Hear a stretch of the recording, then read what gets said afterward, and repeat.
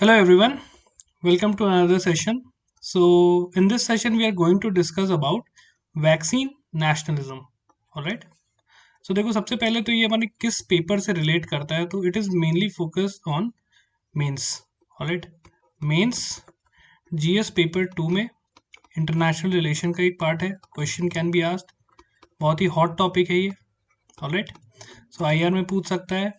Then again एक इसका एक अलग पर्सपेक्टिव है एथिकल. सो जीएस पेपर 4 में इसका एक एथिकल पर्सपेक्टिव भी है जो कि हम वीडियो में आगे डिस्कस करेंगे. ऑलराइट. So let's start. सबसे पहले आप देख सकते हो कि इस टॉपिक में आपको दो कीवर्ड्स दिख रहे हैं. एक है वैक्सीन एंड दूसरा है nationalism. So you can easily relate कि वैक्सीन की अगर बात हो रही है तो हम बात कर रहे हैं कोविड-19 की वैक्सीन की. Alright. And what is nationalism? Nationalism अगर आप सिंपल वर्ड में डिफाइन करें so it is basically an idea for the love of your nation. अपने देश के लिए एक अच्छा चीज करना, ठीक है, उसकी सोवरेनिटी और उसके इंटरेस्ट के लिए काम करना, वो होता है nationalism. It is an ideology. Right. So इसका भी कई बार एक्सट्रीम वर्जन हो जाता है जो हमारे देशों में हम देखते हैं. ऑलराइट. सो उस टॉपिक पे तो हम नहीं आएंगे बट ये वैक्सीन से रिलेटेड है. मतलब how vaccine can help us in promoting our nation's interest and how vaccine can help in maintaining the nation's sovereignty. All right. So let's start. This is about me. You can read it from here. Okay. These are my mark sheets. You can take a look. Moving on. So सबसे पहले आजकल आपने newspaper में देख ही रहे होंगे कि अभी तक वैक्सीन का फुल एंड प्रूफ ट्रायल हुआ नहीं है. उसके बावजूद जो बड़े देश हैं, the powerful countries like Britain, France, Germany and US, इन्होंने एक प्री परचेज एग्रीमेंट कर लिया है किसके साथ? जो कि कोविड-19 मैन्युफैक्चरर्स हैं. जैसे आपकी फाइजर हो गई. ऑलराइट. आपकी जो और भी कंट्रीज हैं जैसे एस्ट्राजेनेका है. ओके. इस टाइप की जो बड़ी कंपनी जो कोविड वैक्सीन डेवलप कर रही हैं, ओके, तो उनके साथ एक प्री परचेज एग्रीमेंट में ये आ चुके हैं. सो इसमें मतलब क्या निकल के आ रहा है कि अभी वैक्सीन रेडी भी नहीं है फिर भी ये परचेज एग्रीमेंट हो गया है. मतलब जैसे ही वैक्सीन आएगी उन मैन्युफैक्चरर्स का सबसे पहली प्रायोरिटी होगी कि इन देशों को वो वैक्सीन प्रोवाइड करें. ओके. सो जैसे ही वैक्सीन है तो यूएस को पहले मिल जाएगी, ब्रिटेन को पहले मिल जाएगी. Alright. So these are the things. अब देखो हो क्या रहा है कि इन्होंने ये ऐसा नहीं कि बहुत छोटा कोई एग्रीमेंट है.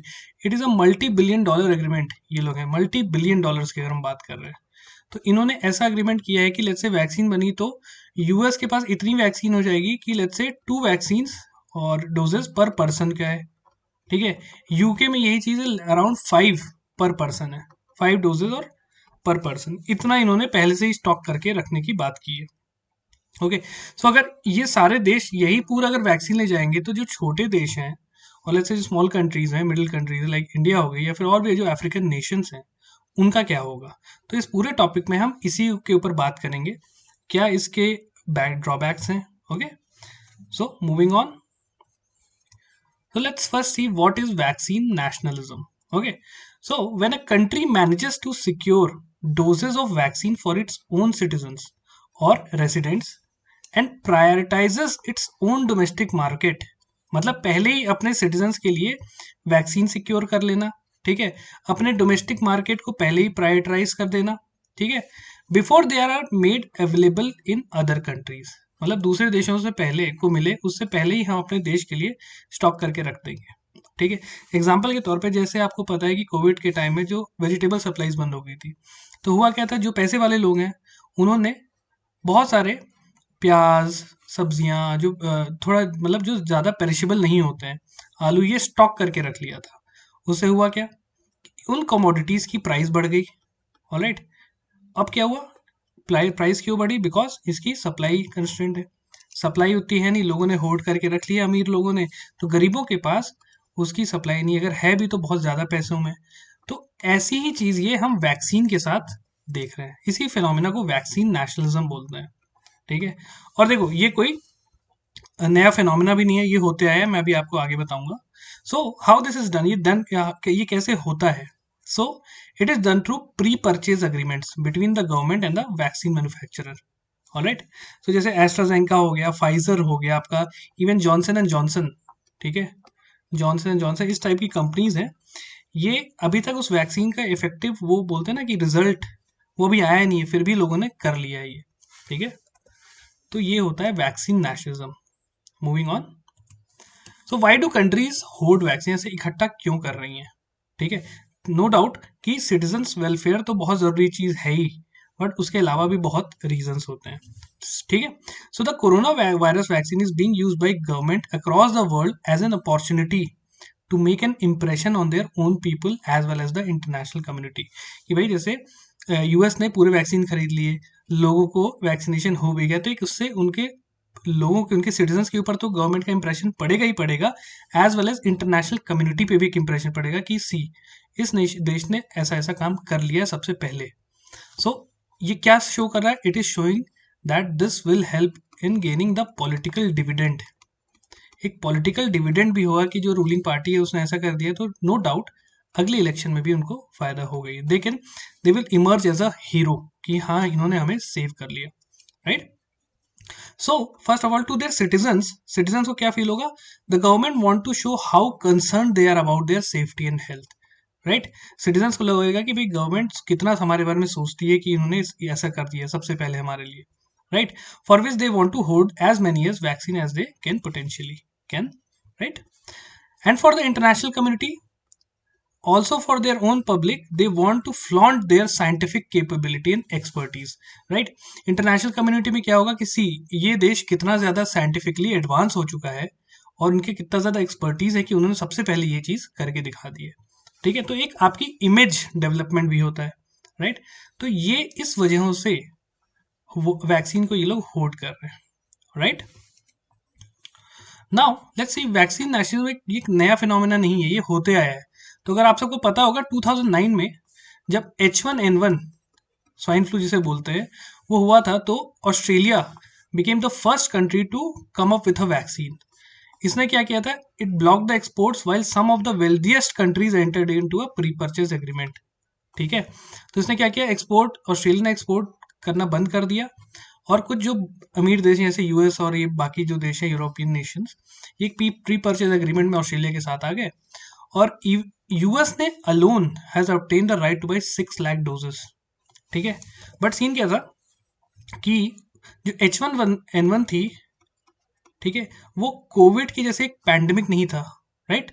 वो किसी पर्टिकुलर रीजन्स में ये हो रहा था, कंट्रीज में हो रहा था, ठीक है, तो उतना फर्क नहीं पड़ा, राइट।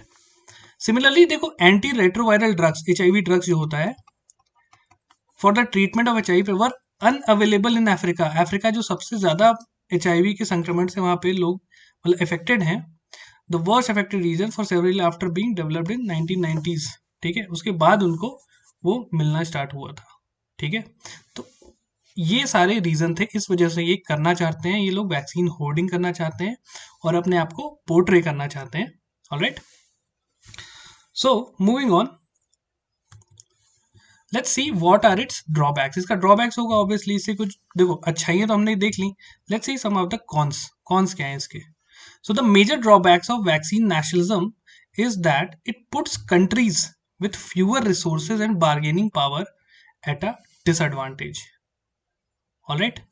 मतलब जो गरीब देश हैं जिनके पास रिसोर्सेज कम है, जो इतने बड़े प्री परचेज एग्रीमेंट में नहीं कर सकते, उनके लिए ऑब्वियसली डिसएडवांटेज होगा। उनके पास वैक्सीन लेट आएगी, तब तक मोर्टेलिटी और ये सब ज़्यादा होंगे देशों में, खास करके आपको पता ही है अफ्रीकन नेशंस जो हैं, ठीक है। इवन हमारे जो इंडियन सब कॉन्टिनेंट्स के अराउंड है जैसे बांग्लादेश, इनके साथ पास भी उतना बड़ा वो नहीं है infra, right. So there are fear that such advance agreements will make the initial few vaccines unaffordable and inaccessible to everyone, ठीक है, apart from the rich country, मतलब केवल रिच कंट्रीज के पास होगा, बाकी देशों पे नहीं होगा। और किसी भी ऐसी कमोडिटी जो कि एक एसेंशियल कमोडिटी बन जाती है, तो वैक्सीन तो एक ऐसे की जो आपकी जान बचा रही है, तो सबसे इंपॉर्टेंट चीज किसी भी ऐसे सामान में होती है उसकी एक्सेसिबिलिटी एंड इट्स अफोर्डेबिलिटी, ठीक है। जैसे फूड के केस में भी हम देखते हैं accessibility and affordability are the most important factors, जो कि एक फूड सिक्योरिटी के लिए भी बहुत इंपॉर्टेंट चीज रहती है, ठीक है, because food is a essential thing for survival, right? So if countries with a large number of cases lag in obtaining the vaccines, the diseases will continue to disrupt the global chains. As a result, economies around the world. So देखो, let's say कि ऐसे छोटे India में मान लो अगर हमको late vaccine मिलती है तो हमारे यहाँ चीजें हम बहुत खराब रहेंगी, ठीक है, जो कि आज के ग्लोबलाइज वर्ल्ड में जो इंटरकनेक्टिविटी है वो डिसरप्ट होगी, क्योंकि अगर इंडिया को इफेक्ट हुआ तो ऑब्वियसली इंडिया का जो कनेक्शन है अदर देशों से, beat in terms of economic trade में, ठीक है, या फिर और भी किसी चीज़ों में, तो ऑब्वियसली जो अदर नेशंस हैं उनको भी इफेक्ट होगा। ऑलराइट, सो आप ये नहीं कह सकते कि भाई हम वैक्सीन ले लेंगे, हम अपने देश के लोगों को बचा लेंगे और हम अब ग्रो कर जाएंगे, डेवलप करेंगे, बाकी देश सफ़र करेंगे, ऐसा नहीं है। बिकॉज नाउ आप सबको पता है कि इंटरनेशनल ट्रेड और अदर फिनोमिक ग्लोबलाइजेशन ने कैसे लोगों को कनेक्ट कर दिया है, ठीक है। सो अगर कोई एक देश सफ़र करेगा तो दूसरा भी सफ़र करेगा, ऑलराइट, वो किसी और टर्म्स में भी हो सकता है, ऑलराइट। सो ये चीज़ है। So this has led to WHO make a warning that nation that hold possible COVID vaccines while excluding the others would deepen the pandemic. ये और ज़्यादा उसको एग्रीवेट कर सकते हैं और इसके डिसएडवांटेजेस भी बहुत ज़्यादा हो सकते हैं, राइट? सोशल मतलब सोशल चीज़ों की खराबी हो सकती है, एडुकेशन बंद होगा, ठीक है, एडुकेशन बंद होगा तो ऑब्वियसली इकोनॉमी विल सफ़र तो again the income will become less, उससे फूड क्राइसिस होगा, तो एक सर्कल है ये जो कि एग्रीवेट होते रहेगा और बढ़ते रहेगा, ठीक है। सो ऑल्टरनेटिव क्या है, क्या किया जाए, what should be the way forward? So to bring about the equitable and broad access, ठीक है, सबको बराबरी से मिले और सबको ब्रॉड एक्सेस हो, WHO ने एक coalition for epidemic preparedness innovation किया है, एंड गावी ने, ठीक है, to come up with an initiative known as COVAX facility. COVAX facility एक बनाई गई है WHO एंड CEPI ने मिलकर, CEPI and Gavi, global alliance for vaccine, okay, इसको बोलते हैं कोवैक्स फैसिलिटी। यहाँ पे क्या होगा, the facility aims to procure at least 2 billion doses of COVID-19 vaccine by the end of next year for deployment and distribution mainly in low and middle income countries. Because आप सबको पता है world की जो overall population it is around 8 billion, ठीक है, जिसमें लगभग इंडिया और चाइना 50% कॉन्ट्रीब्यूट करते हैं, राइट? तो अगर यूएस, ब्रिटेन एंड जो अदर यूरोपियन नेशन है वो ही अगर मेजॉरिटी ऑफ वैक्सीन रख लेंगे तो इन देशों का क्या होगा, ठीक है। सो इन्होंने कोवैक्स फैसिलिटी बनाई है कि बोले कि जैसे ही वैक्सीन बनेगी पहले इस फैसिलिटी में 2 बिलियन डोजेज आप रख दोगे, उसके बाद आपको जो भी करना है ताकि जो लो और जो मिडिल इनकम नेशन है जो कि इतना अफोर्ड नहीं कर सकते उनको हम डिस्ट्रीब्यूट कर सकें, ऑलराइट। तो ये था इसका पूरा। अगर आंसर फॉर्म में आता है GS2 इंटरनेशनलाइजेशन में तो आप बता सकते हो कि क्या है वैक्सीन नेशनलिज्म, ठीक है, उसके ड्रॉबैक्स क्या है, क्यों हो रहा है, ठीक है, and what is the alternative और the way forward. Now let's see the ethical dimension. Ethical dimension में देखो आपको पता ही है कि ऑल्ट्रुइज्म, यूटिलिटेरियनिज्म, कंपैशन और international ethics based on constructivism, ये सारे कीवर्ड्स हैं जो हम एथिक्स के सिलेबस में पढ़ते हैं, ठीक है। अब देखो ये आप एग्जाम सबके डेफिनेशन तो आप ढूंढ लोगे, कोई उसमें प्रॉब्लम नहीं है, लेकिन एग्जाम में अगर पूछता है तो आप पे एक एग्जाम्पल होना चाहिए उस चीज को सपोर्ट करने के लिए, ठीक है, कि ऑल्ट्रुइज्म इन द इंटरनेशनल मतलब डायमेंशन में आप ऑल्ट्रुइज्म कैसे शो कर सकते हो। तो ये कोविड वैक्सीन एक बहुत अच्छा मीडियम है। अगर यूएस बोल दे कि भाई हम इनिशियली जो 1 बिलियन डोजेस है हम जो पुअर नेशंस है उनको देंगे, तो ये क्या शो करेगा कि US is being compassionate to the low and middle income countries, ठीक है, एक उसका एक इंटरनेशनल एरा में और द इंटरनेशनल सर्किट में उसका एक नेम अच्छा बढ़ जाएगा यूएस का, ठीक है, जो कि खराब हो तो अपने एक इमेज सुधारने के लिए भी एक अच्छा तरीका है अगर बड़े देश ऐसा करें तो, ठीक है। So there is a very good line here that if the virus remain endemic anywhere it will continue to pose a threat everywhere, ठीक है। अगर चलो ठीक है आप पैंडेमिक को पूरे वर्ल्ड से कम करना चाहते हो, लेकिन बड़े देश अपने पास बस कम कर दिए, लेकिन छोटे देशों में अभी भी ये है, so it will pose a threat to everywhere, मतलब वर्ल्ड में बेसिकली वही है, ग्लोबलाइजेशन, इंटरकनेक्टिविटी। सो एक कोई सफ़र करेगा तो दूसरा भी कुछ ना कुछ तरीके से सफ़र होगा, ठीक है। तो आप कभी भी ऐसे एग्जाम्पल अगर आपको आ रहे हैं ऐसे वर्ड्स एग्जाम में आ रहे हैं कि यूटिलिटेरिज्म को एक्सप्लेन करो, ठीक है, you can easily give example of, जैसे अलेक्जेंडर फ्लेमिंग जो थे, वेरी गुड एग्जाम्पल, ठीक है। तो जो पेनिसिलिन जो वैक्सीन आई थी, ठीक है, तो उसको उन्होंने पेटेंट नहीं कराया, बोले कि मैं इससे प्रॉफिट कमाए क्या करूंगा जब लोग ही नहीं रहेंगे दुनिया में, ठीक है, तो उन्होंने फ्री कर दिया, बोले कि सबको फ्री में बटे, कोई पेटेंट नहीं। तो इस टाइप की एक कंपैशनेट बिहेवियर बड़े देशों को शो करना चाहिए, ठीक है। तो ऐसी चीज़ों को हम यहाँ यूज़ कर सकते हैं। इसी टाइप का एक एग्जाम्पल अगर आप देखो, not related to vaccine, but एक बहुत ज़्यादा न्यूज़ में था सोनू सूद जी, ठीक है, he is a Bollywood actor, but इसने बहुत सारे काम किए लेबर और इनको अपने घर पहुंचाने के लिए।